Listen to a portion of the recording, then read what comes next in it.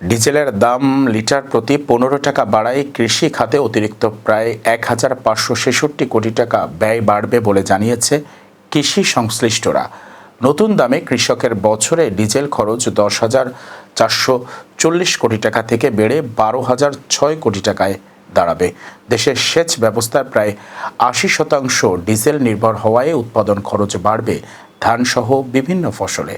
কৃষি বিশেষজ্ঞরা বলছেন, এতে ফসলের ন্যায্য মূল্য পাওয়া কঠিন হবে এবং খাদ্যদ্রব্যের দাম বাড়ার আশঙ্কা রয়েছে। কৃষকেরা জানান, ইতোমধ্যে সেচ, কাঁচা মাড়াই ও পরিবহন খরচ বেড়েছে। সরকার ও অর্থনীতিবিদরা প্রণোদনা ও ভর্তুকির মাধ্যমে পরিস্থিতি সামাল দেওয়ার পরামর্শ দিয়েছেন। এতে খাদ্য নিরাপত্তা ও মূল্যস্ফীতির ওপর চাপ বাড়তে পারে বলে আশঙ্কা করা হচ্ছে। দ্রুত কার্যকর পদক্ষেপ নেওয়ার দাবি জানিয়েছেন সংশ্লিষ্টরা। বিশেষজ্ঞরা দীর্ঘমেয়াদী জ্বালানি ভর্তুকি নীতির তাগিদ দিয়েছেন।